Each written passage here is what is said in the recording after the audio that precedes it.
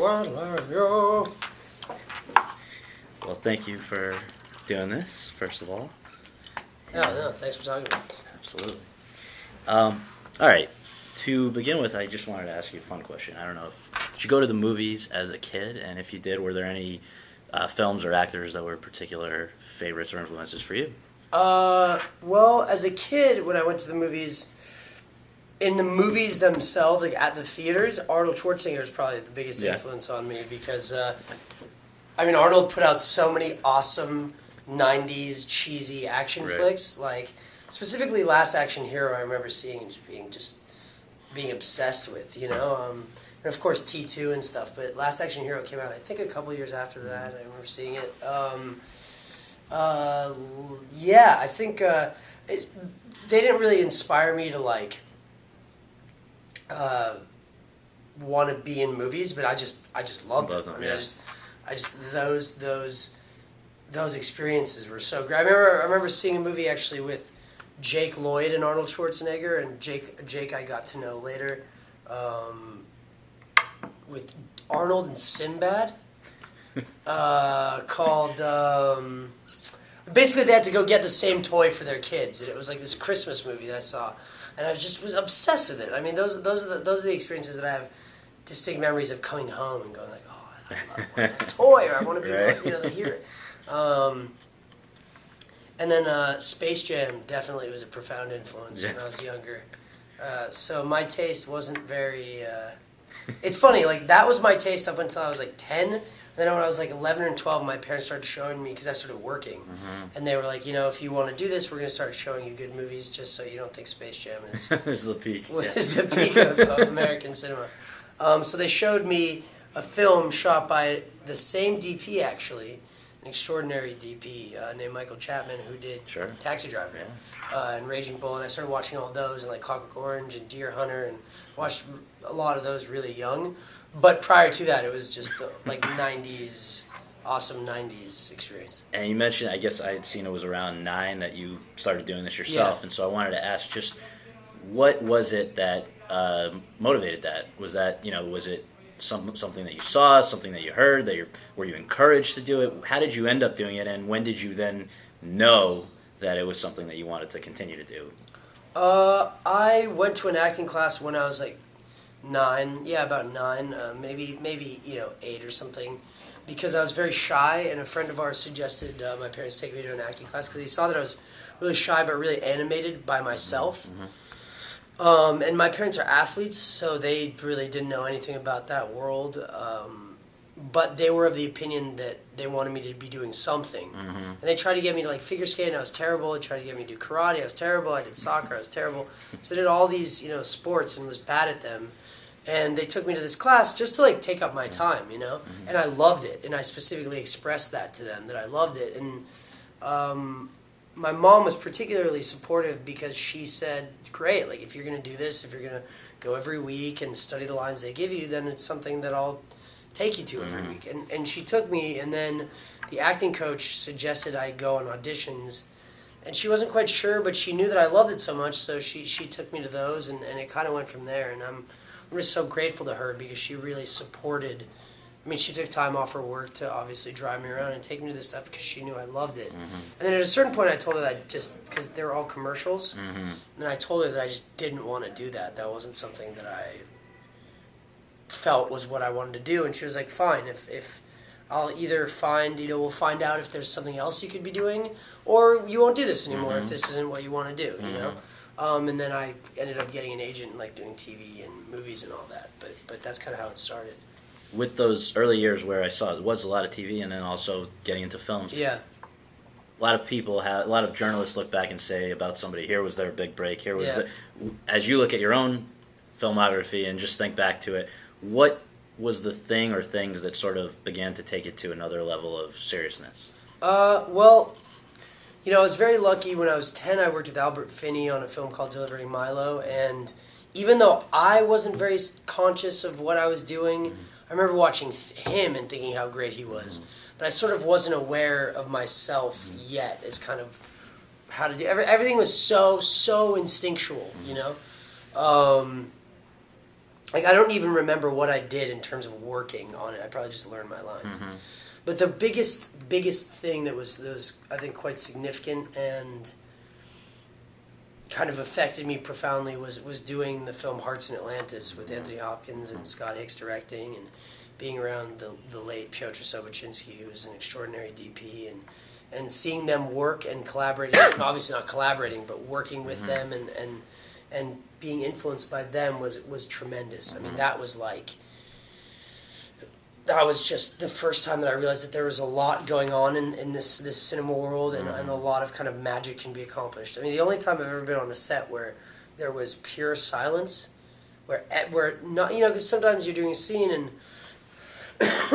a grip will be talking here or there, but the only time I've ever experienced just complete silence where you could hear a pin drop was when Anthony Hopkins was doing this one scene, and everyone was mesmerized. It was like his energy just silenced everyone, and I realized how powerful the experience can be. And Scott Hicks was so instrumental in sort of guiding me and guiding my own emotional journey and exploring certain kinds of emotions, and so that was really the first time that things kind of opened up for me.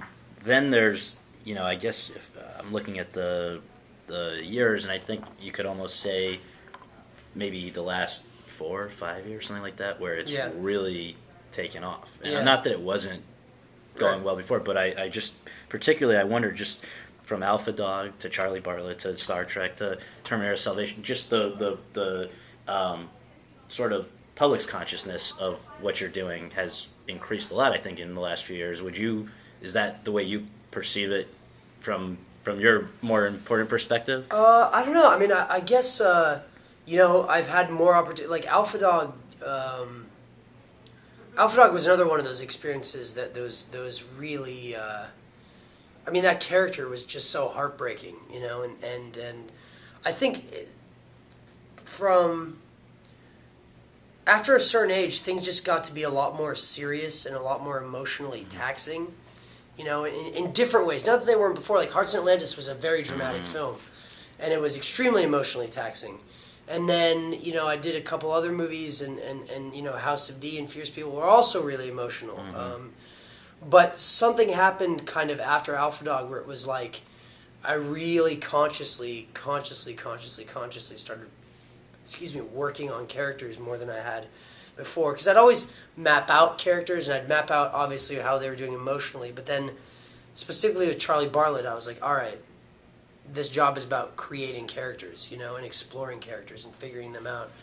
I think more consciously than I had realized before. And that's sort of been the guiding factor in everything with me since then, was like, how do I take something and make it specific to what we're trying to accomplish, and how can I guess, disappear into that world, and that's sort of the guiding factor of how I look at things, is how many different people can I play and how different can I make them every time, So, coming now to this, which might be, have you ever had a role that you were so invested in as Jacob in this one?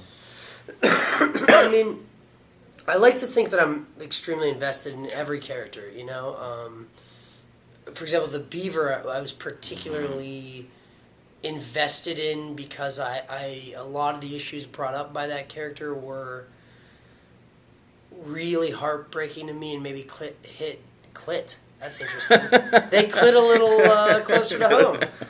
They hit a little closer to home, in terms of that character. But this experience was unlike any other because of the improv, and because of the intimacy, and because of how much I believed in the filmmaking and the idea that we were just getting together to pour our hearts and minds into something for no money on a consumer camera, and just to make it, and how supportive I am of that process, and how I really think that process is going to revolutionize this industry along with changes in distribution.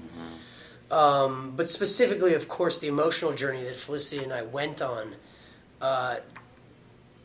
it was unlike any other experience because we never left these characters, by virtue of how we were making the movie, because we were shooting 6-day weeks, really long days. because we would never leave you. We didn't know when we were rolling. We didn't know when we were cutting. We just stayed in that world. I was so intensely involved in it, and for a month, that after that month, it felt like I'd spent years making this film. We both felt that way. So this character also is really different from me. He's very passive, and not passive, but kind of internalizes everything. And I mean, it takes a whole movie for him to vocalize how he's feeling. It takes years of relationship for him to actually say what he's feeling as opposed to just retreat, you know? And studying someone that was so quiet and reserved was completely different from other characters that I've done, especially like, you know, Star Trek or Charlie Bartlett, where they're so huge. So to retreat into a world that is so small and subtle, and explore someone that really is quiet as a human being, as a quiet, reserved, sort of intense human being, and how quiet they are, you know, was really amazing for me. And disappearing into that, and this tool of improv was absolutely, felt like just a blessing, you know. It was unlike anything I've ever experienced, and it's, I experienced it with Robert Downey, because Downey never sticks to what's on the page, and Downey is one of the most free actors I've ever worked with, and I realized when I was on set with him that there's nothing that you can't do. You can do anything and everything when they're rolling, as long as you know who the character is, and it's in the parameters of who that person is. You have total freedom. But here, it was like, that was a given, that we had total freedom. That once we knew what the situation was, and once we knew who the characters were and how they responded to the different situations, then we had total freedom to explore those moments to their core, and to exhaust basically those moments in the processes of exploration. And that was really, really affecting and exciting. And improv, just briefly as an aside, with Curb. Yeah. Did that come up there as well with Curb Your Enthusiasm? Yeah, I mean, but Curb is such a different kind of experience. I mean, Curb, you go on the audition and you pick a scenario out of a hat, and then you go in the room, and it's kind of like a room like this, and there's like 10 execs there and Larry David, and you just improvise a scene with Larry David. And I basically did it, and then when I got it, they're like, what you said in the audition, what you did in the audition, that's what the scene's going to be. Wow. Which was great. And I mean, I had a blast making that, but this was obviously kind of a different emotional level, right. You know? So just logistically, the way you came to Drake, as I understand, was Jonathan Schwartz. Yeah. Can you explain just how you even knew him to begin with? Was previous project? No, Jonathan, my agent Jim Toth set up a meeting for me with Jonathan, said, look, I think Jonathan's really doing some interesting things. It might not be now, it might not be anytime soon, but it's at some point, it's an interesting filmmaker to know, and it's an interesting person to think you'll get along with. And Jonathan and I hit it off right away, and we stayed friends. And sure enough, Jim was right, because, you know, we'd known each other for 3 or 4 years, and I'd been hearing about Drake, and I heard about Douchebag, and I saw Douchebag and really liked Douchebag, and heard about what Jonathan was doing with Drake and making these improv films for practically nothing. And I thought that was really exciting, and I was always really, you know, on the same page with Schwartz, that you make movies for very little, that you could just have total freedom with, and I'm just, like I said, I'm very supportive of that. And then this movie came about. It was like 4 years later, something actually that we both could work on, that we wanted to work on, came about, and Drake wanted to sit down with me, and I sat down with him, and we were kind of on the same page about all of these things, and about the characters, and about where filmmaking was at, and what we found interesting in filmmaking, and then I read the outline. Like the next day I met up with Drake, and he gave me the outline. I read it as soon as I got home, and pretty much an hour later I called him and said, I'm in. I mean, it was such a beautiful piece of, just a beautiful story, you know, because it was just an outline. And well, I just want to ask you about that, because that's something I can't imagine you get that very often, where it's not an actual script. So never, yeah. Is that jarring, you know, or is it in some ways nicer? Because I gather there's a lot of background given that might not be in a script, that's just dialogue. No, it was amazing, because Drake, not only did he give me the outline, but he gave me a CD with music on it. And the outline had certain notes in terms of moods that were based on the tracks on the CD. And then he gave me pictures, just sort of visual references. So it was an emotional experience, you know, which the best scripts are emotional experiences and intellectual and emotional experiences that you sort of lose yourself in. And this outline was like that. It was like every moment you could feel, you know, and on the day, certain things disappeared from the outline, certain things didn't feel right based on where we'd gone to in the filmmaking. So we sort of whittled away at the elements that didn't feel as real as what we'd accomplished before. But in general, the outline just felt so moving. And everything that Drake was talking about, you could feel, and you could feel like how he was going to do it, you know. And having seen Douchebag, my favorite moments in Douchebag are the ones that are the quieter moments of connection or disconnect between the brothers. And it's funny, but those are, for me, the moments that really affected me. And so I kind of knew where Drake was coming from and how I thought it was gonna work. And it was, I mean, I was on board right away. I thought it was an amazing opportunity. I've read in another interview that you've done that you also, in some ways, had gone through a similar experience in your own life with the forced separation in a way. Is that true? Yeah, I mean, not anything quite like this. It's specifically Drake's experience. I mean, Drake has had an intense relationship of this sort, and it's based on that relationship and others. I think inevitably with my job, every one of these relationships becomes long distance because you leave for 4 months at a time. So certain things you can really relate to and understand, like the last night feeling, the I'm not going to see you for 4 months feeling, I haven't seen you in a long time, how do I take this moment feeling, but it's more based on Drake's experience and who we figured out this character was. Sure.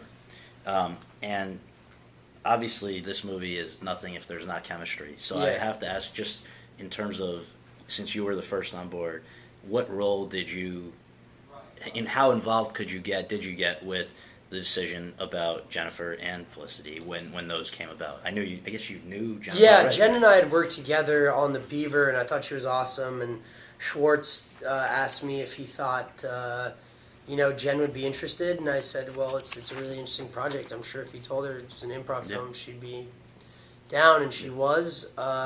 And Jen was signed on second. Yeah.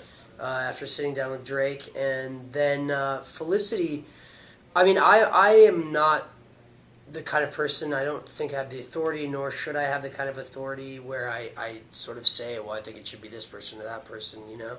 I mean, I always have my opinions, and if asked, I'll express them, but I keep things like that to myself. And Drake had read we had read with 4 other actresses, and it was good, but it just didn't, like, I could see that he just didn't feel like it was right, you know? And then he called me one day, and he's like, I cast the actress. She sent in a tape, and she's perfect. He sent me the tape, and it was like, I trusted Drake, you know, and he's the captain. So if he says that this is how he feels, I mean, Felicity's tape was really interesting because it was very subtle and very small, and you got it, you know, and compared to the other actresses, it was the most subtle tape by far out of the others, and it was just kind of like we got together and it worked out.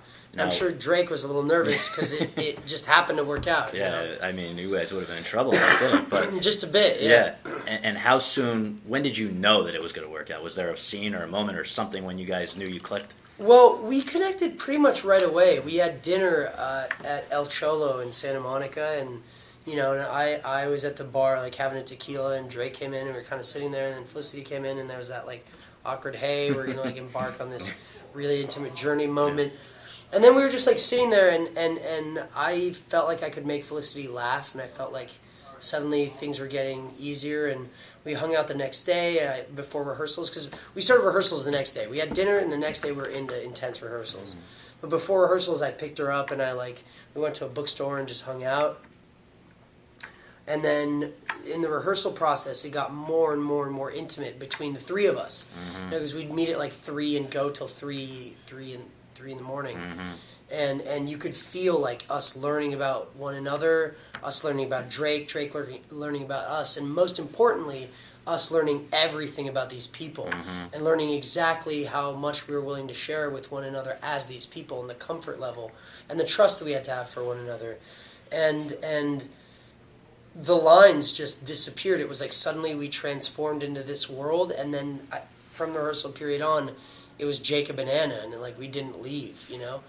And I mean, I think once again, it to a certain extent it just worked out. You know, we could have gotten together, and it could have been bad, but lucky for us, it wasn't. You know, a question that I think is going to occur to most people, and I totally understand if you don't want to get into it, but when you work that closely with somebody over that long a period of time, and the nature of the parts, is it hard not to is it hard to keep the line between where you and your characters are? I mean, how do you, and you guys said you pretty much impart all in character throughout. Yeah. So can you keep yourself from being emotionally invested, you being, Anton versus Jacob?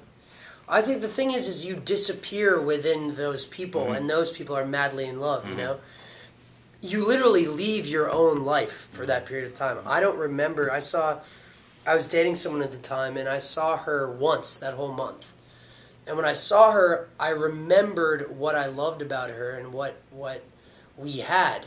Because I just wasn't in my life for that month, you know? And it wasn't like Anton was living a love story. It was just that Anton had left, checked out, and gone to be this other human being.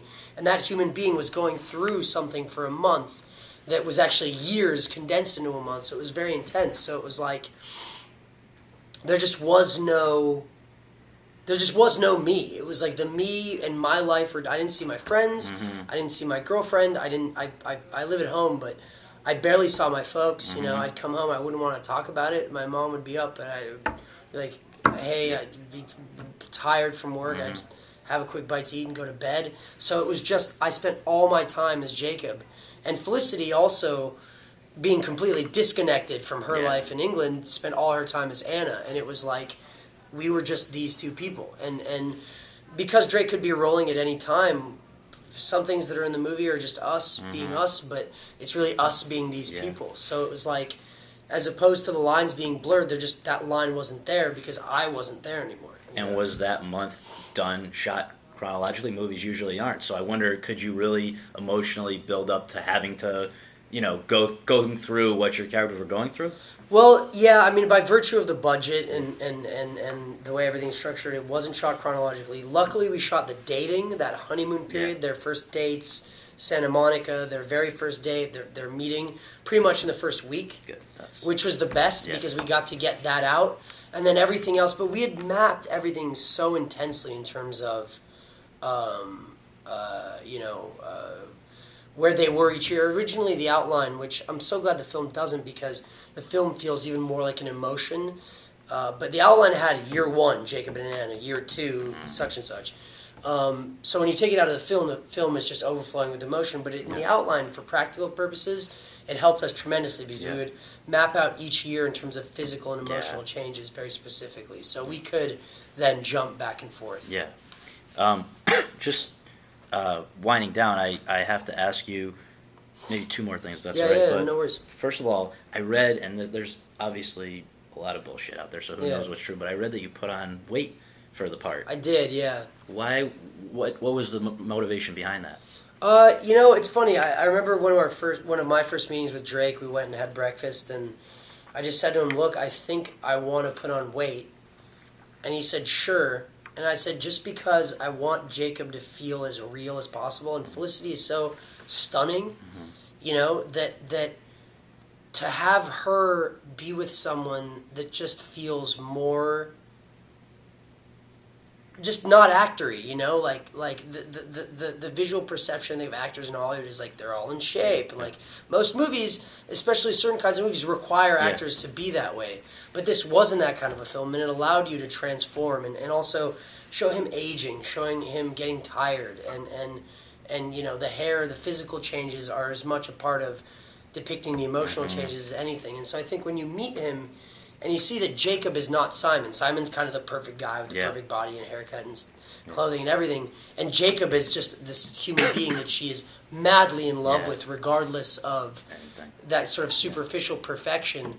That just felt very kind of real to me. And part of it was also, I think, indulgent, just that I just wanted to do that, and Drake was okay with it, you know? Yeah. And I justified it that way. I could have just as easily not worked out and probably been fine, but I felt like that just felt better somehow. So you ate a lot and just put on? I ate a lot of it. I put on. I think when we did the film, I was close to 160. I'm usually around 145, a little less. So I put on 15 pounds. I was almost 20 pounds, and it's there. I mean, especially if you watch the scene where it cuts us sleeping and I have my shirt off. There's just like it's me, then a gut, then Felicity, and it's my favorite thing about it. Yeah, you know. Yeah. And that just felt very real to me somehow. It just felt like that was who this guy was. Well, and speaking of real, is that I'm not sure if this is true, but that some of the letters and the gifts, and I don't know about the chair, but a lot of the things were actually your own creations. Felicity wrote everything that her poetry, the essay, everything that is written by Felicity. I unfortunately am not a chair maker, so I can't do that. I'm not a designer, but I did like my notebook and all my sketches. Right. I took some of the pictures actually that are in her, because during the rehearsals I had my camera and I'm very into photography, so I took a couple of rolls and I gave those to Katie Byron, the designer, and so they were the pictures in our apartments and in the books and stuff. But I have to give credit to the artist that does the chairs. His name is Dakota. He works in Los Angeles, and he is basically who Jacob was, I based Jacob off. Very reserved, very quiet, powerful presence, and talked about connection and permanence, and that was like Jacob. Jacob is a person who doesn't have a family, is only connected to his art, meets Anna, and then gives her his art and his love in one package, which is that first gift, you know? But yeah, I mean, everything we could do, we did. Yeah. Katie Byron, our wonderful set designer, sent us a list of questions, said what's in their bedrooms, what do their bedrooms look like, where do they sleep, how do they treat their environment. We worked on everything was collaborative. Everything. It was like the camera went where we went. Drake and Felicity and I were always in discussion about what were the more honest moments, what we didn't like. Sometimes we would scrap things from the outline, so it was very collaborative all the time. So the last question is, now we're 10 months out of Sundance. Yeah. And a week or not even, tomorrow's the premiere here, and then I guess it opens 11 days. Yeah. As you look back on this whole experience with this movie, the going to Sundance, showing it there, the winning Sundance, and now about to sort of put it out to the world and move on to other things. What are your thoughts looking back, and also towards the next thing? It's great. I mean, we made this movie because we just wanted to make it. Like, all of us thought it was an amazing experience. Drake needed to tell the story for his own, I think, sanity and for where he's at emotionally. And we wanted to help him do that. And we were all committed to just making this film. And that's, I think, why you can only make films at this tiny budget with this kind of equipment if you have people that all they want to do is dedicate their lives to that project at that time. So that's what we wanted to do. And everything else was kind of like, of course you bring your movie and you want people to like your movie inevitably, and you want to have your movie shown. But because of how special the experience was, everything that has happened since then has kind of been icing on the cake. It's like, I was so stoked that we got picked up by Paramount. That was amazing. But what was amazing was, the first kind of amazing thing was hearing how many people could relate to the story when we went to Sundance. It was like we had our screening, and suddenly all these people were telling me that this was their story, and that was really exciting to hear, And then we get picked up by Paramount, and then we win, and then so on and so forth, and people are really liking the movie. It's all amazing, but it wouldn't be nearly as great if it wasn't such a special experience to begin with. If I hated making this movie, if I didn't feel it inspired me in any way, it'd be nice, but it would be perverse in a weird way, because it just didn't. But this felt so special and interesting, and I was so passionate about it, and I was so proud to be a part of it, and proud to have had the experience, and proud and happy with the film. I'm so happy with the way the character turned out and the film turned out, that all of this is kind of great. It didn't need to be there, but the fact that it's there is great, Awesome. Well, thank you so much for doing this. Thanks so much. Yeah, thanks for sitting down. Yeah, it was nice meeting you. You too. You can take Or seeing you. Yeah. Yeah, and we got a clit in.